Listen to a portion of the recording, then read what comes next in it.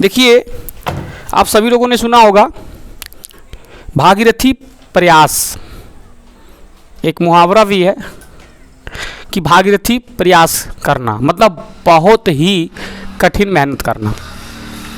तो आज आप लोग को मैं एक ऐसे इम्पोर्टेंट इतिहास को आप लोग के बीच में प्रस्तुत कर रहा हूँ जिसको आप लोग देखे हैं लेकिन सुने नहीं हैं, और देखने के बाद और सुनने के बाद जब दोनों में आप तर्क करेंगे तो आपको एक बहुत ही अच्छा अनुभव प्राप्त होगा और आप दंग रह जाएंगे कि वाकई में ये बात सही है। साथियों, हमारे भारत में आप देखते हैं कि अगर कहें हम तो 90% लोगों के पास डिग्रियां हैं, शिक्षित हैं, लेकिन उनके पास उस डिग्री को व्यक्त करने के लिए, अपने क्वालिटी को दिखाने के लिए उनके पास जज्बा और हिम्मत नहीं है। इसलिए हमारे देश का जो शिक्षा का स्तर है दिन प्रतिदिन डाउन होते जा रहा है, और इसका मुख्य श्रेय उन पढ़े लिखों को ही जाता है जो डिग्री तो रखे हैं लेकिन हिम्मत नहीं रखे हैं। तो साथियों, मैं बात कर रहा हूं कि भागीरथी प्रयास का, और भागीरथी प्रयास में हम देखते हैं कि उदाहरण में आप हमारे बोर्ड पे देख भी रहे होंगे कि मैं एक ऐसे इतिहास को आप लोग के बीच में उजागर करने जा रहा हूं कि आप लोग उसको सुने और समझिए, और इसको कमेंट जरूर करें कि क्या ऐसा सही है या गलत है। हाँ, शब्द लिखेंगे उसमें बोलिएगा, आपके लिए है। क्या चीज़? पहले मतलब बोलिए, हम सोच कर लिखे इसमें। फिर तो वहाँ पर है, कोर्ट में है। तो देखिए, इतिहास को बताने के लिए मैं उपस्थित हुआ हूँ। हमारा भारत धार्मिक प्रधान देश माना जाता है, और धर्म के लिए लोग अपना सिर कटा सकते हैं, लेकिन धर्म को ठेस नहीं आने देंगे लोग। शिक्षा बिगड़ जाए कोई दिक्कत नहीं है, विद्यालय बिगड़ जाए कोई दिक्कत नहीं है, घर परिवार बिगड़ जाए कोई दिक्कत नहीं है, लोग दारू शराब पी करके बवालया हो जाए कोई दिक्कत नहीं है, लेकिन धर्म बचा रहना चाहिए, होना भी चाहिए। क्योंकि जब हम बात करते हैं तो हम यहाँ पर आप लोग को बीच में बता भी रहे हैं कि गंगा की उत्पत्ति और भोलेनाथ के जटा की सफर का क्या रहस्य था, आइए जाने इतिहास।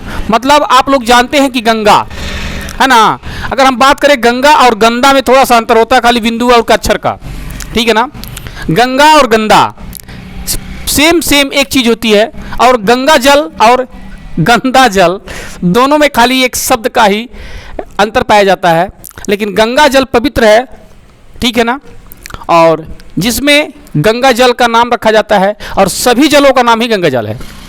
लेकिन अब एक विशेष हुक्मा दिया जाता है कि गंगा जल क्या है। गंगा जल जो नदियों में बहती हुई पानी है उसी को गंगा जल कहा जाता है।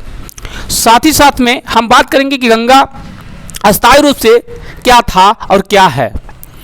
हम बात करें तो हमारे किताबों में मिलता है, इतिहास से भी मिलता है, और मुझे एक किताब हाथ लगा है, उस किताब में बताया जा रहा है कि जो गंगा की उत्पत्ति मानी जाती है, तो बड़े अजीब से उन लोगों ने बताया है। वो बताते हैं कि रघु महाराज के, सगर के, दिलीप के और अन्य नाती पोता होते हैं, और उन्हीं के कहने पर भागीरथी भी हैं, और भागीरथी जी गंगा जी को लिवा करके लाते हैं। साथियों, गंगा मीन्स होता है पानी, और पानी की वेग इतनी तेज होती है कि आप ऐसा कभी कल्पना नहीं कर सकते हैं कि जहाँ वो चलती है तहाँ पूरी परला ला सकती है।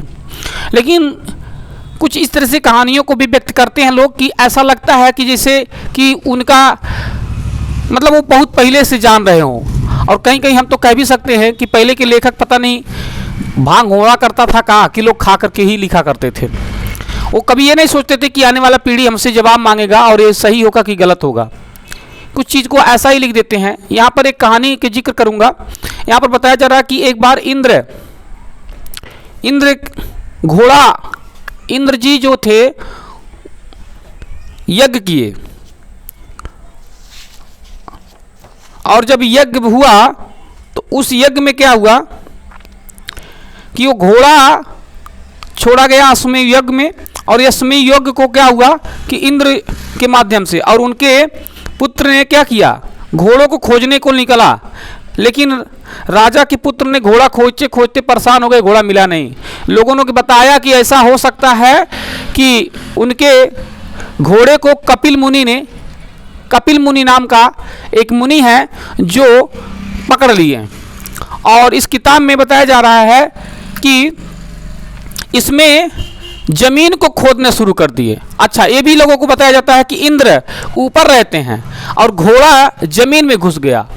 और ये भी बताया जा रहा है कि जमीन में जाकर के कपिल मुनि बैठे रहते हैं और लगभग कई 100 फीट खो दिया जाता है। जमीन को खोदने के बाद उसमें देखते हैं कि कपिल मुनि वहाँ पर बैठे हुए हैं और उनके बगल में घोड़ा बांधा हुआ है।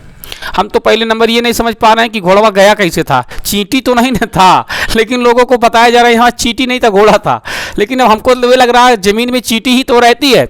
और पहले ये भी बताया जा रहा है कि विज्ञान साइंस का सबका मलियामेट कर दिया गया है, और मलियामेट करके बताया जा रहा है कि बिना इंसान को जीवन जीने के लिए पहले नंबर उसको ऑक्सीजन, दूसरा नंबर उसको जल की जरूरत बहुत होती है। लेकिन यहाँ पर इस किताब के माध्यम से बताया जा रहा है कि जमीन में ऋषि मुनि रहते थे और वो भी मरते भी नहीं थे। तो साथियों, क्या गलत था क्या सही, मैं उस पर ज़्यादा डिफाइन नहीं करूंगा। हम आते हैं अपने मेन पॉइंट पर। यहाँ पर बताएंगे आप लोग को कि हम भौगोलिक दृष्टिकोण से देखते हैं कि गंगा की उत्पत्ति क्या है। और गंगा की उत्पत्ति को इसी भागीरथी प्रयास को एक बहुत ही मजदूर होता है जो कहाँ का था ये क्लियर मुझे नहीं है, लेकिन ये जानता हूँ कि वो एक जो भी रहा होगा बहुत ही परिश्रमी मेहनती रहा होगा और बहुत मेहनत करता था। तो साथियों, कई अरबों साल पहले की बात है कि हमारी पृथ्वी की जो भौगोलिक दृष्टिकोण होता है ये अलग अलग होती है। और भौगोलिक दृष्टिकोण के कारण हमारी जो आज हिमालय पर्वत देख रहे हैं, यहाँ पर कभी साइबेरियन नाम का सागर हुआ करता था और बहुत ही बड़ा और सबसे बड़ी सागर इसको माना जाता था। और इस साइबेरियन सागर की हर सागरों की प्रमुख विशेषताएं ये होती है कि वो अपने साथ क्या करती हैं, छोटी छोटी नदियों को जोड़ रखती हैं, और वो नदियां क्या करती हैं, अपने साथ बहाव में मिट्टियां ला ला करके उस सागर में इकट्ठा करती हैं।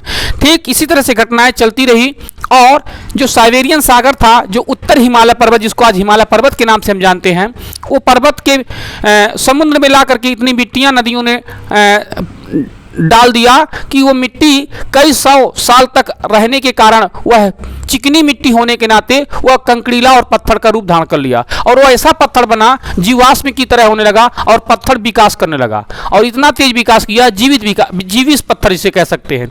और हिमालय के श्रृंग का उभरता हुआ श्रृंखला दिखने लगा, और धीरे धीरे कई लाख साल पहले धीरे धीरे पर्वत का निर्माण होना शुरू हो गया। उसके बाद अब बात तो आती है क्योंकि कचरा तो खत्म हो गया, लेकिन पानी की जरूरत थी, इसलिए पानी ने प्रकृति ने सारे इंसान के लिए प्रकृति ने क्या किया कि जल को सुरक्षित करने के लिए, क्योंकि अभी जानते हैं कि समुद्र की पानी जो होती है खारा होता है, उस खारापन को खत्म करने के लिए पत्थर ने उसके खारापन को सोखा और निर्मल पानी को छोड़ दिया। निर्मल पानी छोड़ने के बाद अब उधर तो पानी था, लेकिन हमारे दक्षिणी मैदान में पानी आने का कोई सुविधा नहीं था। साथियों, जब पत्थर पूर्व से समुद्र में पत्थर जमावट हो गया तो पानी इधर उधर बिखरने लगा, और वह सारे उधर तराइन के एरिया में उधर जो था पानी होता था, लेकिन इधर नहीं होता था। तो एक मेहनती इंसान जिसको लोग शंकर भगवान कहते हैं, इनको तो भगवान बना करके प्रस्तुत किया गया है, लेकिन साथियों इस चीज़ को मैं तो नहीं कह सकता हूं और हाँ भी नहीं कर सकता। मतलब ना तो इसको कुछ अपवाद हो जाती है, ना तो उसको नकारा जा सकता है और ना ही एक्सेप्ट किया जा सकता है। तो उसने क्या किया कि पर्वत को तोड़ने के लिए, मतलब पानी अपने क्षेत्र में लाने के लिए एक भूला बनाया। और हम लोग जब पढ़ते थे छोटे क्लासों में, तो किताब में मैं भी पढ़ा था उसको। तो भूला बनाया और उस भूले को तोड़ा, पहाड़ को छेद किया, और पहाड़ को छेद करके के उस पानी को हमारे दक्षिणी मैदान में लाने का काम किया गया। और दक्षिणी मैदान में जब आया तो जल की बहाव इतना तेज था, क्योंकि ऊपर से पानी नीचे जब गिरता है तो बड़ी तेज वेग हो जाती है, और उस पानी पहाड़ पत्थर को तोड़ करके चट्टानों को डिसबैलेंसिंग करके तोड़ करके एकदम चूरा बना दिया, और चूरा बना करके अपने बहने के लिए रास्ता बना लिया। और बना करके उस हिमालय पर्वत से पानी, यानी जिसको त्रिवेणी आज नदी बोला जाता है, कि वहाँ से निकलते हुए हमारे दक्षिणी मैदान में, हमारे भारत में पानी आने लगा। और इतनी तेज वेग हो गया कि जो बहुत पहले बनाया गया था, जो बहुत पहले प्रकृति ने अपने हिसाब से नदी को बनाया, उसको यमुना बोला गया। यमुना, गंगा, सरस्वती, तीनों नदियाँ एक जैसे ही बहती हैं, लेकिन एक बहुत गहरा है, जिसकी वजह से वहाँ की पानी एकदम निर्मल और नीले रंग, हरा रंग का दिखाई देता है। और दूसरे साइड में एक मटमैला टाइप का होता है जो पीली होती है, और तीसरे टाइप में जो होती है एकदम चिकनी काली मिट्टी पाई जाती है, जिसलिए हमेशा और निर्मल पानी दिखाई देता है। तो साथियों, इस तरह से गंगा यमुना सरस्वती जो नदी हमारी संगम बनाई जाती है, उसी तरह से निकला। और लोगों ने हमारे वेदों में, पुराणों में इस तरह से वर्णित कर दिया कि शंकर जी के सिर पर पानी यानी गंगा जी आकर के बस गए। साथियों, मैं आप लोगों को बता देना चाहता हूं कि कुछ चीज़ें अपवाद में पढ़ाई जाती है, जो हमारे लोगों ने देखा तो लेकिन समझा नहीं। हमें नहीं समझ पाते हैं कि एक इंसान के बाल में एक औरत कैसे रह सकती है। अब या तो गंगा जी औरत रही हो, हमको दिखाया जाता है ऐसा, ठीक है। बाकी दूसरा नंबर, अगर शंकर जी हर जगह चलते हैं, तो अगर मान लीजिए गंगा जी उनके सिर पर ही हैं, तो हर जगह तो पानी ही पानी होगा, कहीं पर बैठने का ही जगह नहीं होगा। तो आपको एक कम्बिनेशन मैं समझा देना चाहता हूँ कि कम्बिनेशन क्या है कि शंकर जी कहाँ रहते हैं, कैलाश पर्वत पे। अच्छा, पानी कहाँ से आती है, पर्वत के पहाड़ों को चीरते हुए आती है। कम्बिनेशन देखिए, लोगों ने इस तरह से हमको बताया गया जैसे कि ऐसा लगता है कि यही सही है, लेकिन साथियों कुछ और सही है। कुछ लोग छुपाने का काम करते हैं, क्योंकि उनको तो ये लगता है कि सारी भौगोलिक दृष्टिकोण को भी हटा देना चाहते हैं, ठीक। तो यहाँ पर जब होता क्या है कि गंगा जी के मतलब गंगा जी बोलते हैं कि गंगा जी की शंकर जी के जटा में आकर के समाहित हो सकती हैं, लेकिन हम इसको पूर्ण रूप से सिरे से नकार देते हैं, इसलिए क्योंकि कभी भी पानी किसी के सिर पर नहीं रुक सकता है, कोई नदी उसके सिर पर नहीं बन सकती है, कोई तालाब उसके सिर पर नहीं बन सकती है। तो साथियों, ये मात्र कल्पना में जिया जाता है और काल्पनिक बनाया गया है। तो अभी आप लोग देखते हैं चंदा शंकर जी के जटा के सामने बताई जाती है। साथियों, यह भी सही नहीं है। इसलिए नहीं सही है, आप अपने आंखों से देखिए, चंद्रमा बहुत दूर है, पृथ्वी से कई लाखों किलोमीटर दूर है, ठीक है ना। अब आप देखिए, उसके बाद बताया जाता है कि शंकर जी की वर्णनात्मक प्रक्रिया जो बताई जाती है कि शंकर जी एक इंसान है, और इंसान होने के साथ साथ उनके पास सांप है, ठीक है ना। अच्छा, हम इन्हें समझते हैं जानवर और इंसान से क्या कॉम्बिनेशन हो सकता है, कुछ नहीं हो सकता है ना। जानवर जो पालतू जानवर है, इंसान से कम्बिनेशन हो सकता है, लेकिन जहरीला जानवर से और इंसान से कभी कम्बिनेशन नहीं हो सकता है। इसलिए तो यहाँ पर लोगों ने बताया कि शंकर जी के गले में सांप है। साथियों, ये इंगित करता है कुछ चीज़ों को कि जैसे कि हम लोग अपने जानते भी हैं, हम लोग के यहाँ पर दुश्मन भी होता है, लेकिन तब लोग हम लोग दुश्मन के साथ भी जिंदा रहते हैं। उसी तरह शंकर भगवान अपने दुश्मनों के साथ भी जिंदा रहते थे। जिस तरह से गले में सांप होने के बावजूद भी कहते हैं ना, सांप को अगर आप दूध पिलाएंगे तो डसना नहीं छोड़ेगा, ठीक इसी तरह से हमारे देश में कुछ राजनीतिक लोग भी हैं, जो नेता लोग होते हैं, वो लोग भी क्या करते हैं, आप उनको कितना भी वोट डाल दो, वो अपने ही लोग पक्षपात करेंगे, अपने ही लोगों का सत्ता कायम रखने का काम करेंगे। इसी तरह से जिस तरह से शंकर जी के गले में सांप को दर्शाया जाता है, ठीक उसी तरह से हम लोग को यह शिक्षा भी दी जाती है कि इसी तरह से हमको फील करना चाहिए, हमको ये होना चाहिए कि अपना कौन है और दुश्मन कौन है, ये तो पहचान करना एकदम अनिवार्य हो जाता है। जिस तरह से शंकर भगवान के गले में सांप होते हुए भी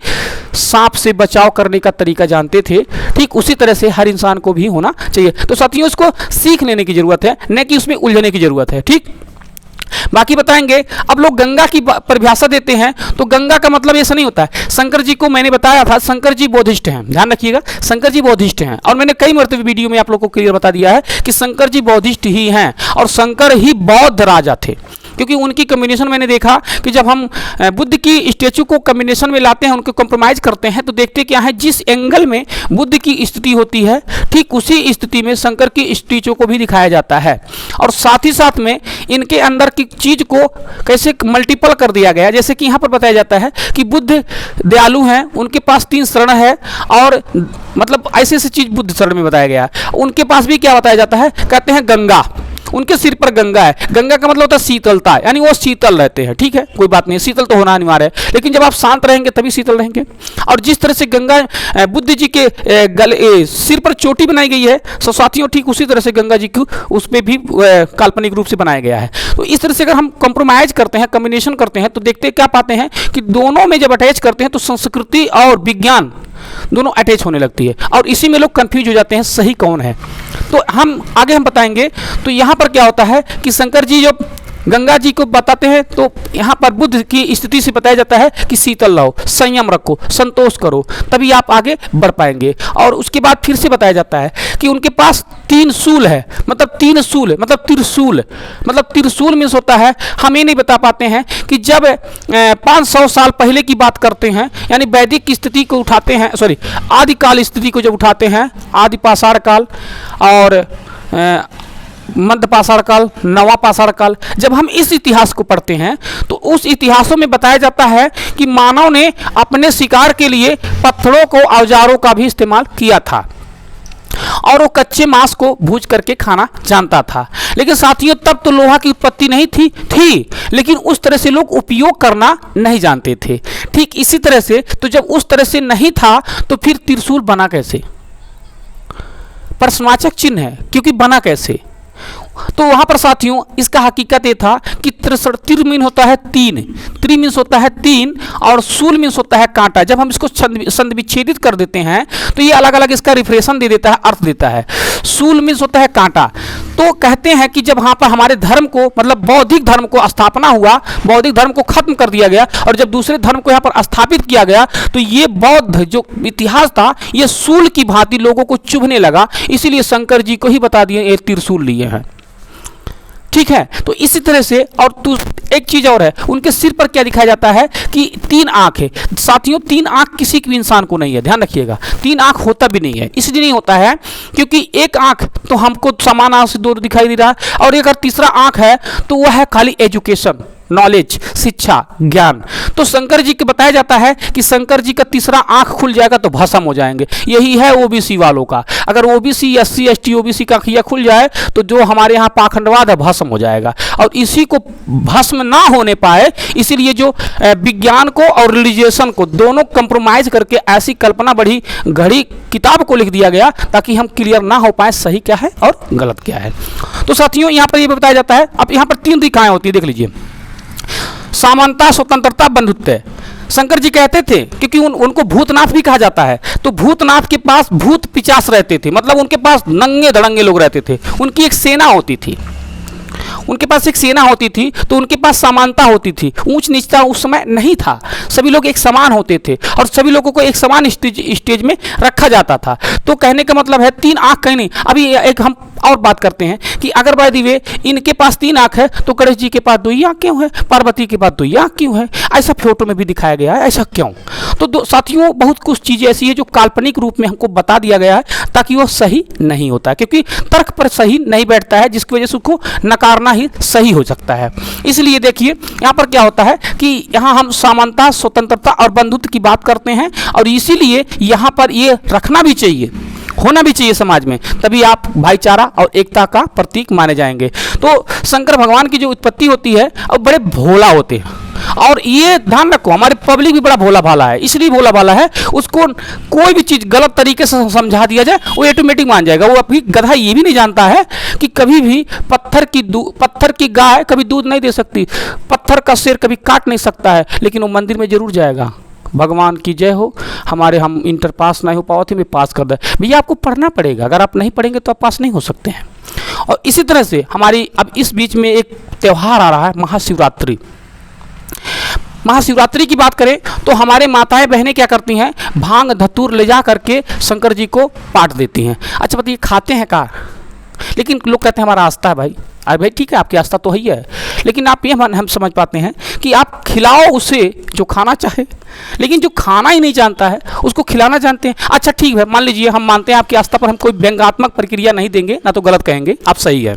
इसलिए सही है क्योंकि अगर वो खाते भी तो बताइए भांगिया धतूर खिलाना है, दाल भात तरकारी नहीं हो सकता था। आप भोजन लाओ यार खाने के लिए। अगर आप आप चाहते हैं क्या कि आपके बाल बच्चे भांग खाएं, धतूर खाएं, गांजा पिए, शराब पिए, ऐसा चाहते हैं क्या? प्रतीक लेना चाहते हैं? अगर आपका आगे वाला गुरु ही अगर ये सब चीज़ करे तो चेला आपका कैसा हो सकता है? कुछ माताएं बहनें कहती हैं हमारा पति बहुत बढ़िया मिलेगा। जब आप भंगेड़ी और जुआड़ी गजेड़ी का आप साथ करेंगी तो आपका वो चेलवा तो भी ऐसा रहेगा। अभी मैं एक स्कूल पे गया था तो वो बेचारा प्रवेश पत्र देने आया था, लड़का था, स्टूडेंट था हाई स्कूल का। गदावा उसके हाथों में देखे पॉलिश नेल पॉलिश लगा कर लाया था। हमने कहा बताओ ये क्या पड़ेगा, नेल पॉलिश लगा करके वो प्रवेश पत्र ले रहा है। तो ऐसे बच्चों की हम क्या बताएं, अब वो क्या कल्पना कर सकते हैं। ऐसे हमारी माताएं बहनें भी हैं कि उनको ये नहीं पता है कि हमारी बेटी पढ़ेगी लिखेगी अच्छा होगी तब अच्छा पति पा सकती है। नहीं, उनको लगता है कि मंदिर और मस्जिद में हम दौड़ेंगे तो हमारे पति नहीं। साथियों देखो, संस्कार आपके घर से बनता है और स्कूल से बनता है। अगर ये दोनों चीज़ आपसे नहीं समझ में आ रहा है तो आप कहीं दूसरी जगह पर संस्कार पा भी नहीं सकते हैं। तो हम देर ना करते हुए हम आगे अभी आपको बता रहे थे कि गंगा जी की जो उत्पत्ति थी यही था कि भागीरथी गंगा जी का उत्पत्ति जो हुआ था वो हिमालय पर्वत को तोड़ करके उत्तरी दक्षिणी एरिया में लाने का काम किया गया था। यही असलियत था पानी को लाने का, ठीक है ना, और यही साधन को हमारे बीच में लाना था। इसी को भागीरथी प्रयास के नाम से जानते हैं, जिसको देख लीजिए मैं आपको यहाँ पर एक फिगर दिखा रहा हूँ, जिसको लोग शंकर जी का रूपांतरण कर दिए। देख लीजिए यहाँ पर इस तरह से, और यहाँ पर देखिए इस तरह से। तो ऐसे बहुत सी चीज़ों को बताया जाता है जो हम बिना उसको तर्क किए आसानी से मान लेते हैं। तो साथियों मैं ये नहीं कहता हूँ कि आप कोई भी चीज़ को इस तरह से मान लीजिए कि जैसे कि आप पे थोपा जाता है। आप कोई भी चीज़ सुनिए तो उसको तर्क करिए और समझिए बूझिए। अगर आपके कसौटी पर उतरे सही लगे तब आप उसको मानिए, अन्यथा मानने की ज़रूरत आपको नहीं है। इसलिए देखिए आप कोई भी चीज़ को समझें और बूझें तभी आप उस पर कोई भी काम कर सकते हैं, अन्यथा किसी की ज़बरदस्ती में कोई भी चीज़ दबाव पर आकर के उसको आप तुरंत एक्सेप्ट ना करें। आपके पास भी ने प्रकृति ने बुद्धि दिया है, विवेक दिया है, दिमाग दिया है। आप भी सोचिए समझिए सही क्या हो सकता है, लाभ क्या हो सकता है, हानि क्या हो सकती है। तो अगर आप ये सारी चीज़ों को जांच पड़ताल करके अपने दिनचर्या को जीवन में जीते हैं तो आप एक अच्छा और सज्जन इंसान में आ जाते हैं। लेकिन आप किसी की भी चीज़ को, हो सकता है वह लालच बस आप पर थोप रहा हो सकता है उससे आपकी उसकी रोजी रोटी चल रही हो, या हो सकता है वह मजबूर हो तो आपको थोप रहा है, तो आप ज़बरदस्ती मान जाते हैं। तो कहीं ना कहीं आप एक प्रकार से उसको क्या करते हैं, अंधविश्वास में वो भी है और आप भी पड़ जाते हैं। तो साथियों मैं चाहता हूँ कि ऐसा कोई काम ना करें जिससे समाज में तथा समाज के लोगों को नुकसान पहुँचे। तो बाकी मैं आगे फिर मिलूँगा। Bye bye.